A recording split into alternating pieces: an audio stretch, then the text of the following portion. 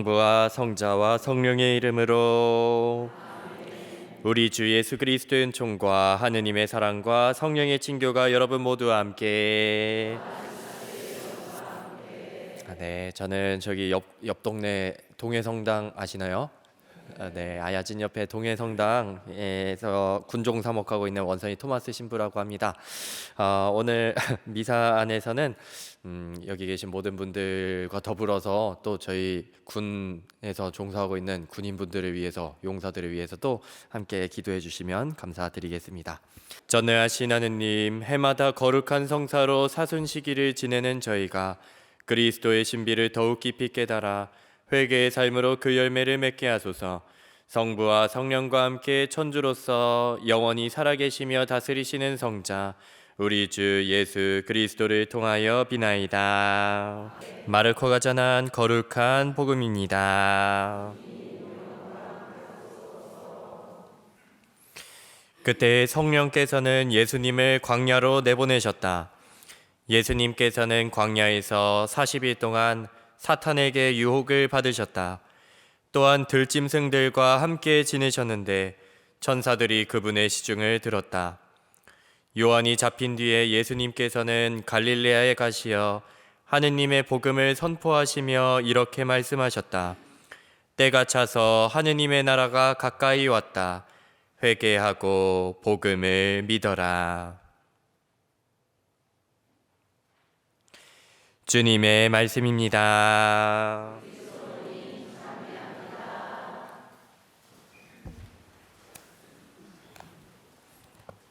자매 예수님, 자매 예수님, 자매 예수님. 저 하시는 분 계시나요? 아, 그래요? 계시면 감사드리고요. 네, 저는 저기 일단 군종교구, 현재는 군종교구이긴 하지만 그래도 춘천교구 신부입니다. 춘천교구 신부고 속초 교동성당 출신이고, 제가 여기 얼마 전에 김만식 신부님이랑 박훈민 신부님이랑 김찬훈 신부님 천미사 이렇게 왔다 가셨잖아요. 그것처럼 저도 6년 전에 간성에 한번 왔었습니다. 그래가지고 그때 얼굴을 기억해 주시는 분이 계시나 봅니다. 네, 어쨌든 기억해 주셔서 감사드리고, 뭐 군대 가면은 보통 용사들 이렇게 전국 단위로 이렇게 돌잖아요. 그러니까 난수 넣어가지고 막 전국 단위로, 요즘에는 좀 바뀌었는지 모르겠는데, 저도 사실 작년 마지막 본당이 이제 포천 성당 보좌 신부로 이렇게 있다가, 포천 성당에서 이제 있다가 주교님께서 군대 한 명 가야 된다 이렇게 해가지고 저랑 장현수 신부님이랑 방상훈 신부님 중에 한 명 가야 됐는데, 이렇게 제가 가는 걸로 돼가지고 이렇게 됐습니다. 그래가지고 훈련 이렇게 올해 23년 초에 훈련 이렇게 받고 7월 딱 첫 1일이었나 3일이었나 그때 이렇게 동해 성당에 이렇게 부임을 하게 됐어요. 그래서 6개월인가 이렇게 7개월인가 이렇게 좀 있다가 지금 이렇게 지내고 있습니다. 네, 옆 동네에 있는데 잘 부탁드리겠습니다.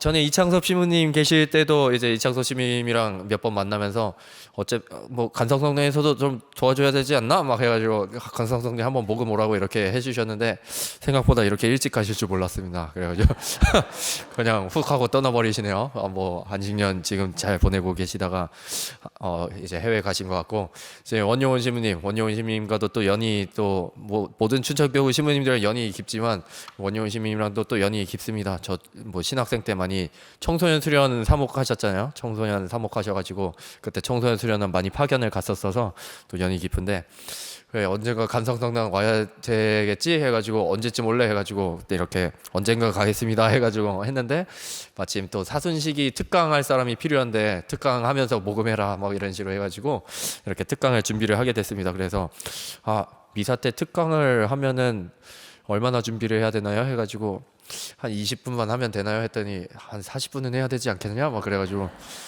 뭐 준비는 40분짜리를 했는데 어제 해보니까 너무 힘든 것 같아요. 서로 힘든 것 같아. 내용이 막 엄청 재밌는 내용도 아니고 해가지고 어쨌든 조금 줄여서 한번 해보도록 하겠습니다.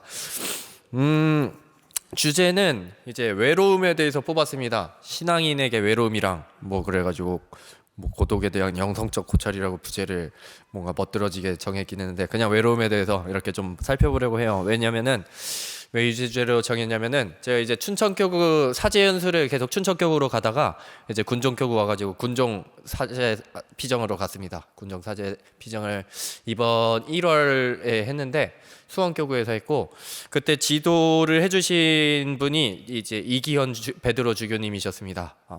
의정부 교구 주교님이시고 또 2대 군종교구장으로 계셨었던 분입니다. 그래서 저희 티토 주교님, 지금 군종교구의 티토 주교님께서 이기현 주교님 초대하셔서 이렇게 피정을 하셨습니다.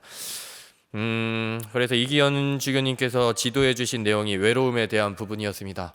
이제 외로움에 대한 부분이 이슈가 최근은 아니고 조금 몇 년 전부터 이렇게 이슈가 되면서 많은 사람들이 관심을 가졌습니다. 왜냐면은 코로나 이후에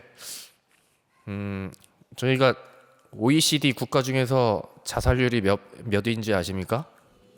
다 알고 계시네요. 1위입니다. 1위이고 굉장히 안타깝죠. 뭐 잘 사는 것 같은데 1위이고 코로나 이후에 사실 더 증가를 했습니다. 코로나 이후에 더 증가를 해서 코로나 때 사람들 많이 이제 죽었잖아요. 코로나 때 많이 이렇게 병 걸려서 독감보다 더 심하다 뭐 그런 얘기로 이렇게 많이 사상자가 발생을 했는데, 안타깝게도 코로나 사상자보다 자살 사망자가 더 많다고 합니다.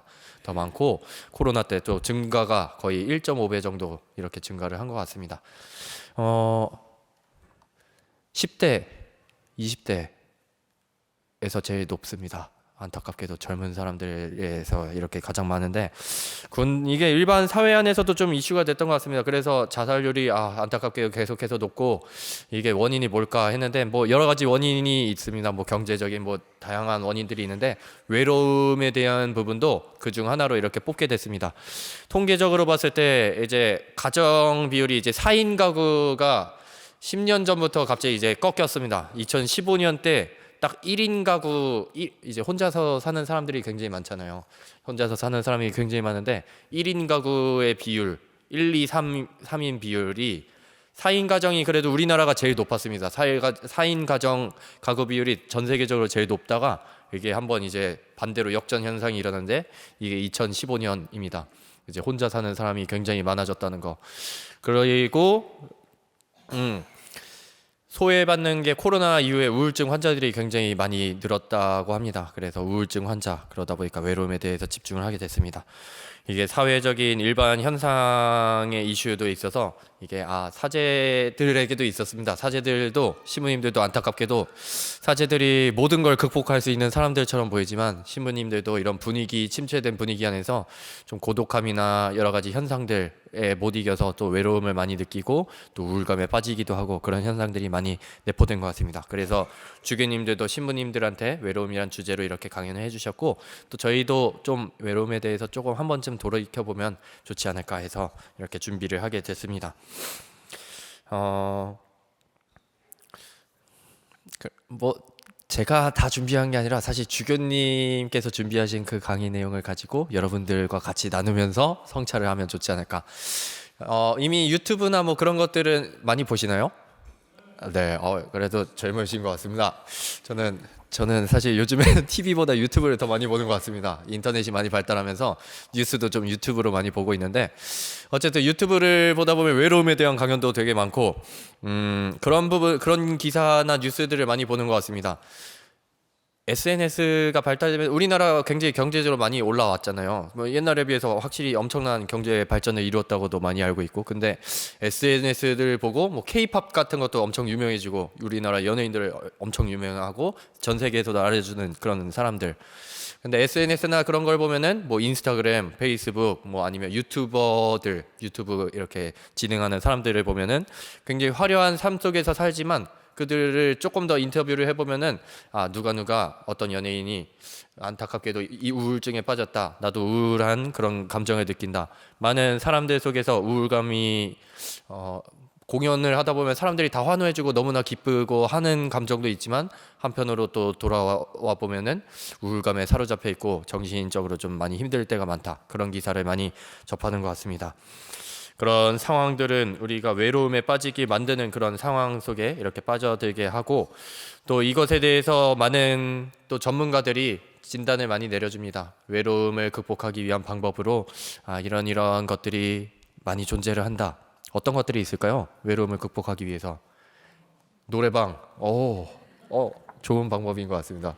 저도 노래를 잘 부르지 못하지만 노래방 가면은, 근데 저는 좀 부끄러움이 많은 편이어서 항상 술을 먹고 가야 됩니다.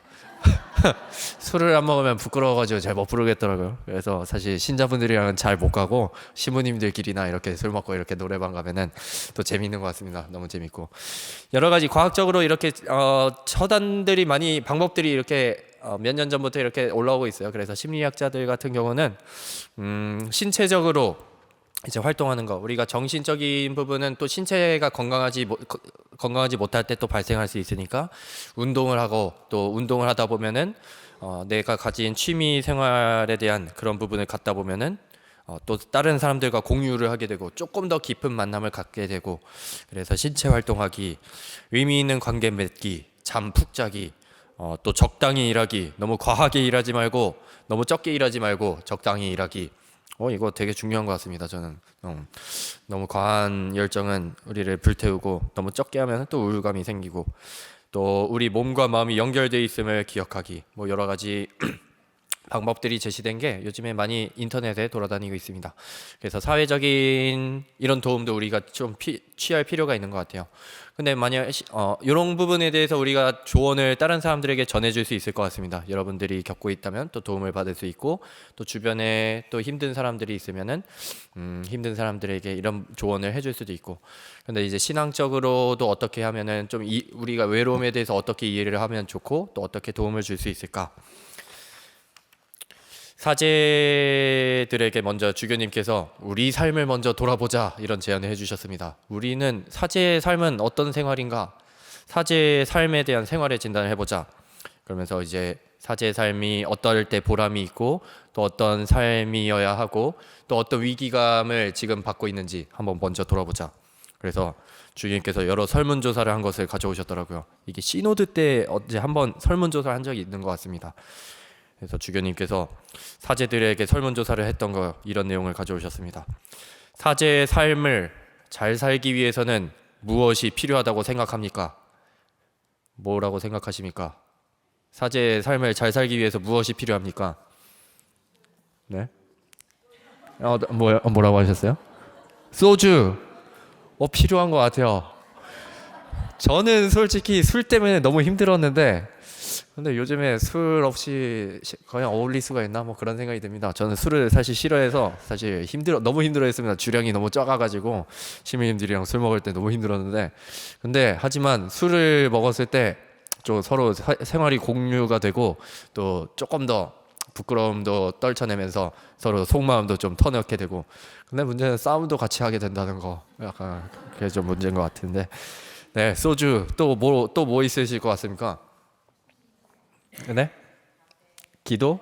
뭐라고 하셨어요? 취미생활. 네, 취미생활. 네, 뭐 여러 가지 이렇게 말씀해 주셨는데 감사드리고, 신부님들 안에서 가장 중요하다고 생각되는 거는 이제 사제 영성이었습니다. 영성적인 부분이었고, 2위가 소외계층에 대한 관심. 이렇게 두 가지를 좀 말씀을 해주셨어요.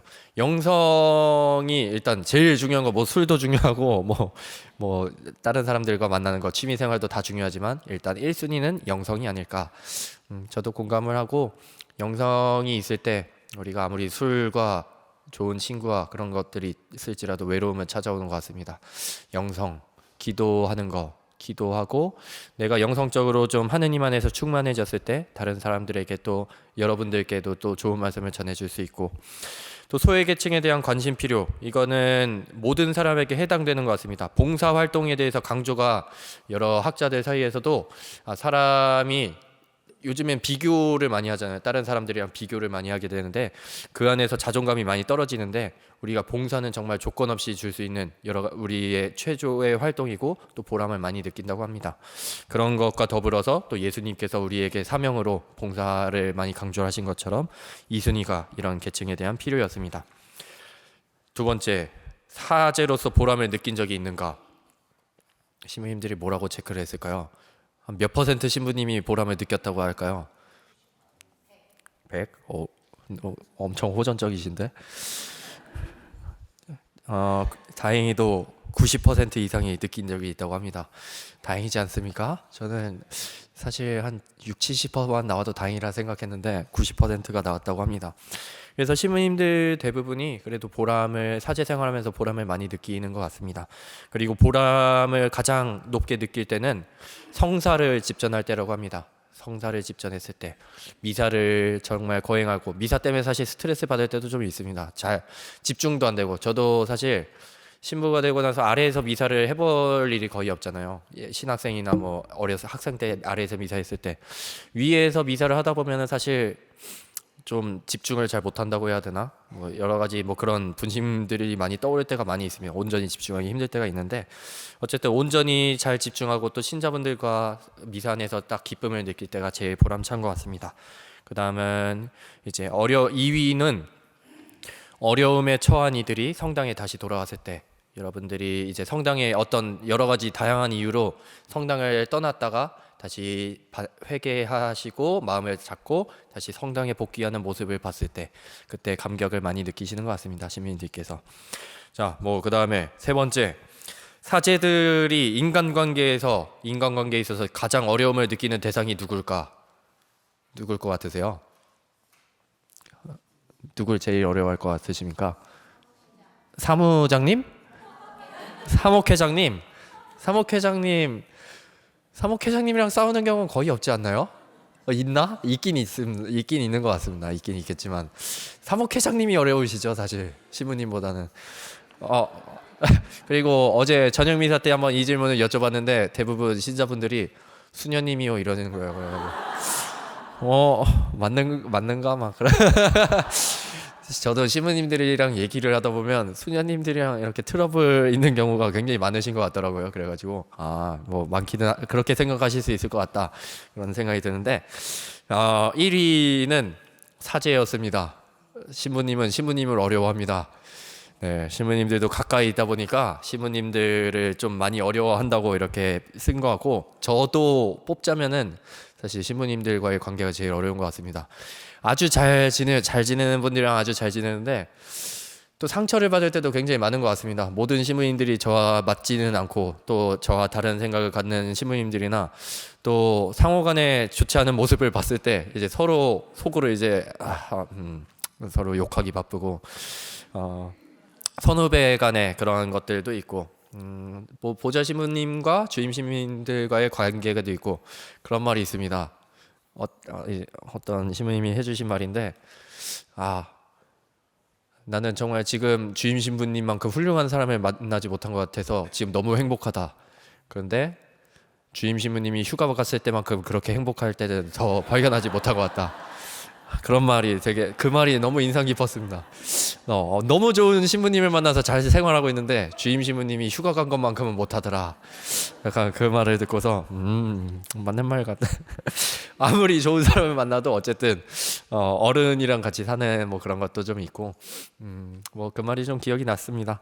근데 이제 신부님들도 가까이 있다 보니까 상처를 서로 주고받고, 또 모임을 많이 하다 보니까 나랑 안 맞고 또 보기 어려운 사람들이랑 계속 만날 수밖에 없고, 또 신부님들 만약에 그 신부님이 좀 공동체 안에서 좀 다른 말을 하다가 이제 눈 밖에 났다, 그러면 이제 그 공동체에 참여하는 게 쉽지 않잖아요. 그렇기 때문에 이런 여러 가지 이유가 있는 것 같습니다. 2위는 신자분들. 뭐 신자분들과도 뭐 사실 모든 사람을 해당되지 않고, 항상 몇 퍼센트는 나를 무조건 지지해주고 몇 퍼센트는 나를 무조건 어떤 행동을 하도 싫어하고, 뭐 다 맞출 수가 없지 않습니까? 어쨌든 이런 설문을 좀 해주셨습니다. 하면서 뭐 사제 생활로서 우리가 보람을 느끼는 순간을 기억해보자, 또 사제에게 필요한 것이 정말 무엇인지 잘 곰곰이 생각을 하고, 또 위기를 가져다 주는 것들, 여러 가지 문화 분위기 속에서 어려운 것들이 무엇일까 한번 성찰해보자, 이런 것부터 살펴보셨습니다. 여러분들도 성찰해보면 어떤 것이 있을까요? 여러분들이 인간적인 삶에 있어서 가장 중요한 것, 그리고 인간적인 것과 신앙과 분리가 될 수 있나? 약간 좀 여러분들이 하느님의 자녀로서 살아가는데 가장 중요한 부분이 뭐라고 생각하시는지, 사제는 영성이었는데 여러분들은 뭐라고 생각하십니까? 신자로서 가장 중요한 1순위를 뽑자면 구원. 구원. 네. 구원을 얻기 위한 방법 같은 거 이제 찾으셔야 되겠죠. 어떻게 하면 내가 구원받기 위해서, 또 아니면 다른 사람이 구원받게 하기 위해서 어떤 것을 가장 중요시 해야 되는가. 저는 비슷하게 영성이지 않을까 생각합니다. 이게 신부들뿐만 아니라 신자로서도 내가 하느님의 자녀라는 인지와 또 모든 사람에게 신앙을 전해주기 위해서 우리가 하느님과 긴밀한 연결과 그것에 대한 설명을 할 수 있는 그런 영성적인 부분이 다 필요하다고 생각합니다. 이것이 좀 모든 신자분들이 다 갖추지는 못하고 있겠지만, 또 의심이, 또 신부님들도 하느님에 대한 의심 같은 게 사로잡힐 수도 있죠. 모든 십자가의 요한도 하느님에 대한 부재하심을 체험하고, 또 예수님조차도 그러셨고, 그런 것처럼 우리는 항상 기도 생활 안에서 하느님에 대한 체험을 계속해서 요청을 해야 될 것 같습니다. 네. 그 다음에 뭐 정체성, 뭐 사제로서의 정체성은 어때야 되는가? 사제는 하느님의 사람이다. 뭐 여러 가지 것들을 말씀해 주셨습니다. 내적 관리자이다. 평신도는 누구입니까? 그래서 주교님께서 평신도는 누구인가를 그 강의 때 당연히 말씀 안 해주셨기 때문에 제가 뭐 간단하게 교리 문헌을 좀 찾아봤는데, 평신도는 어떤 사람인가? 뭐 얇은 책자에 있는데 일부분만 발췌를 해서, 좀 평신도 그리스도인이라는 문헌 아시나요? 좀 오래된 문헌이어서 잘 모르실 수 있는데, 그 문헌을 보면은 평신도는 일단 내 자신이 포도나무에 매달려야 하는 가지라는 존재라는 것을 기억해야 된다고 이렇게 전해줍니다. 우리가 예수님께로부터 힘을 얻어야 되는데, 자꾸 세상을 살아다가 하다 보면은 세상에서 잘 풀리는 일들 보면은 내가 열심히 노력한 건 분명히 있죠. 내가 정말 잘하고 열심히 노력하고, 그래서 세상에서 어느 정도 성취감도 얻고 사회적 지위도 그 안에서 인정받고, 그런 것들이 다 내 열심 때문도 있지만, 한편으로 하느님께서 계속해서 우리에게 그 힘을 불어 넣어 주셨다는 것을 잊지 말아야 하고, 또 다른 사람들에게 무언가 봉사활동이나 하는 것들도 다 예수님 안에서 우리가 힘을 얻어서 움직여야 되는 존재라는 것을 잊지 말아야 한다. 그래서 포도밭에 그 복음을 떠올리 만들어줬고, 또 그 당시에 이게 문헌이 쓰인 지 한 20-30년은 됐을 텐데, 그 전에 이 당시에 교황님께서 생각했을 때 평신도 분들이 겪는 유혹은 이런 것들이 있을 것 같다 하면서 두 가지를 좀 뽑아주셨습니다. 하나는 우리가 교회에서는 봉사활동을 굉장히 열심히 하는데 사회적으로는 봉사할 기회를 좀 많이 회피를 하는 것 같다. 약간 그런 부분, 그런 유혹이 있을 거다라는 말씀을 해주셨어요. 근데 그럴 것 같진 않은데, 사회에서 잘 참여를 해주실 것 같은데, 특별히 이거는 정치적인 부분에 좀 해당이 되는 것 같습니다. 사회에 우리가 신앙적으로 많이 기도를 하고 이 안에서 봉사를 하지만, 사회 일반 사람들에게도 들어가서 우리가 교회 정신을 잘 전해주고, 또 정치에 있어서 관여를 하지 말아야 된다라는 과거의 그 인지가 있었는데, 우리는 반드시 정치에 꼭 참여를 해서 이 사회 분위기가 좋지 않은 방향으로 흘러가고 있으면 우리가 좋은 방향으로 갈 수 있도록 반드시 참여를 해야 되는 것. 정치나 문화나 사회나 전문적인 분야에서 자신들의 책임을 회피하지 않는 것, 그것이 중요하다고 말씀을 하셨습니다.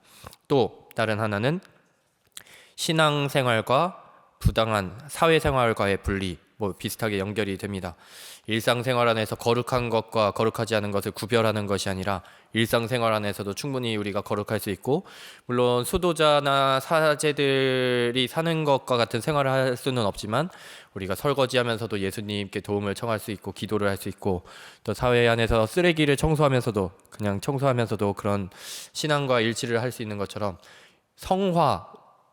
우리들이 성화되는 거는 일상생활 안에서 성화가 되는 것입니다. 우리 각자의 역할 안에서 그 부분에 대해서 이렇게 언지를 해주십니다.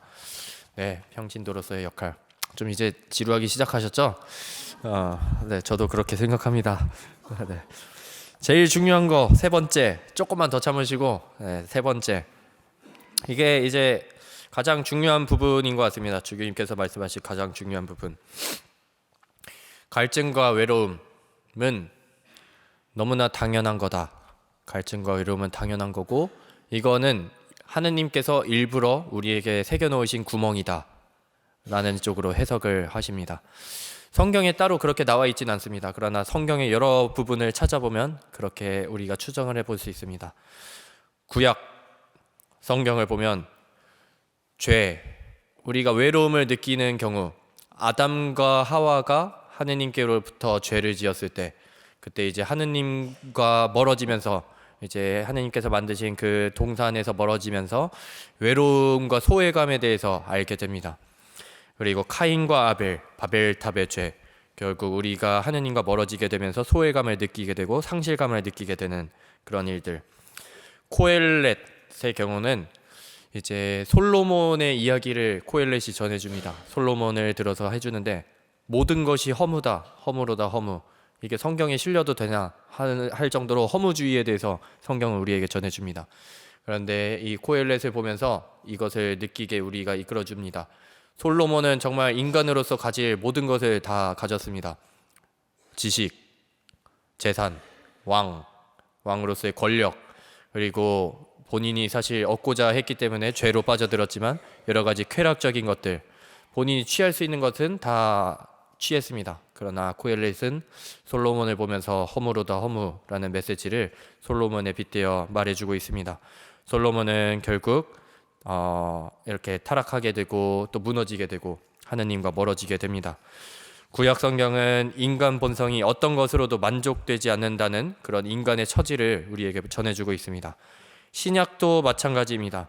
예수님이 오기 전까지 많은 사람들이 갈망에 젖어 있습니다. 신약은 여러 가지 비유를 우리에게 전해주었습니다. 예수님께서 특별히 인간의 삶은 지상의 순례자라는 것을 많이 알려주고 계십니다. 열 처녀들이 주인을 기다리는 것처럼 주인이 오기 전까지 성실하건 게으르건 우리는 주인이 올 때까지 계속해서 기다릴 수밖에 없는 존재입니다.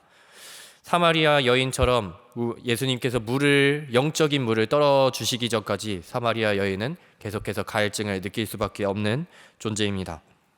엠마오의 제자들도 마찬가지였고, 필리피서는 우리는 하늘의 시민이라고 하면서 계속 지상의 순례자라는 것을 우리에게 전해주고 있습니다. 우리가 순례자라는 뜻은 결국해서 우리가 순례 여정에 도착하기 전까지는 계속해서 갈망감과 뭔가 공허함을 느끼는 존재라는 것입니다. 결국 우리는 하느님과 만나기 전까지 외로울 수밖에 없다. 공허함을 느낄 수밖에 없다. 성인들, 신학자들도 마찬가지로 그렇게 전해줍니다. 아우구스티노 성인은 우리에게 이렇게 말해줍니다. 당신은 인간이 당신을 찬양하면서 즐거움을 얻게 해주셨나이다. 하느님께서는 당신의 선과 사랑을 함께 나누게 하신다. 결국 사람은 하느님을 찬양하면서 그 갈망감이 채워진다는 것을 전해줍니다. 파스칼, 팡세라는 책에서 인간이 불행한 이유는 자기 방에서 혼자 조용히 머무는 법을 모르기 때문이라고 알려줍니다. 자기 방에 혼자 머물고 하느님과 일치할 수 있는 그 시간을 모를 때 고독함을 느낀다. 토마스 아퀴나스, 하느님에 대한 갈망뿐만 아니라 사람에게 우리가 갈망이 향해야 된다. 다른 사람들과의 접촉점, 다른 사람들에게 봉사를 할 때 채워진다. 네, 이런 것들을 봤을 때 우리의 구멍은, 우리 마음속의 구멍은 결국에는 벗어날 수 없는 거고, 하느님께서 일부러 만들어 주셨고 우리는 이 공허함을 하느님으로 채워 넣을 수밖에 없는 존재다.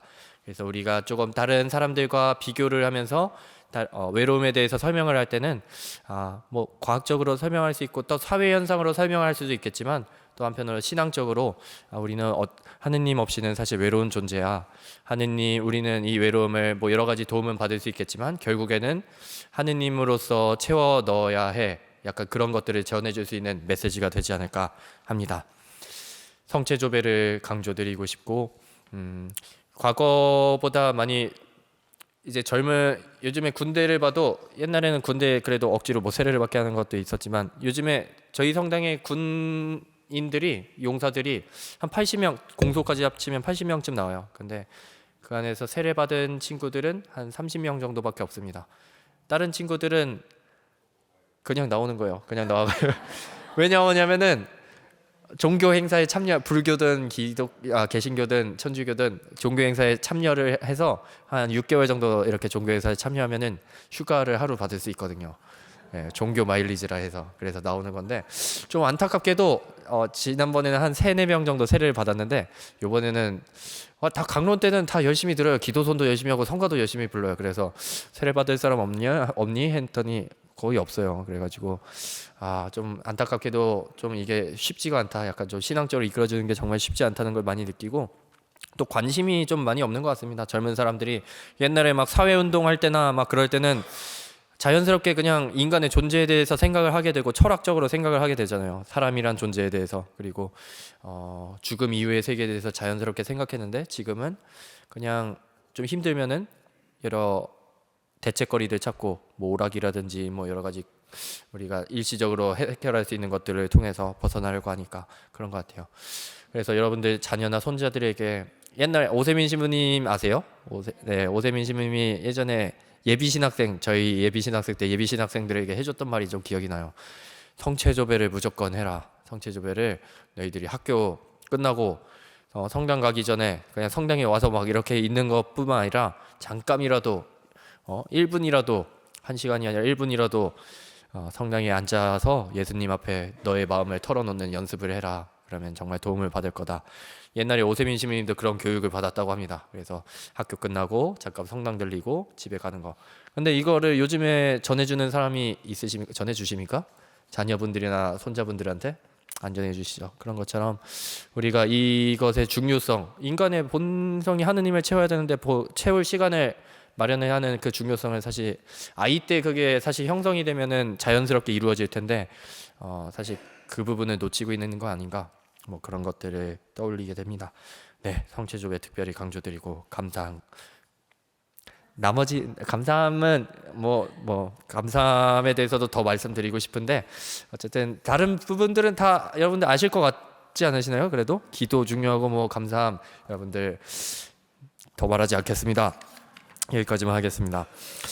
그래서 2가지만 기억하시면 좋을 것 같습니다. 그래서 공허함 원래 본성적이다. 우리는 하느님으로 채워져야 되고 하느님을 채워주기 위해서 하느님 앞에 머무는 시간이 중요하다. 약간 그 부분을 말씀을 드립니다. 네. 김수환 추기경님 글도 좀 적어왔는데 너무 길어지니까 그냥 여기서 마무리를 하겠습니다. 나중에 기회 되면 또 읊어드리겠습니다. 그럼 잠깐 조용히 묵상하면서 또 우리에게 필요한 조언 잠깐 청하도록 하겠습니다.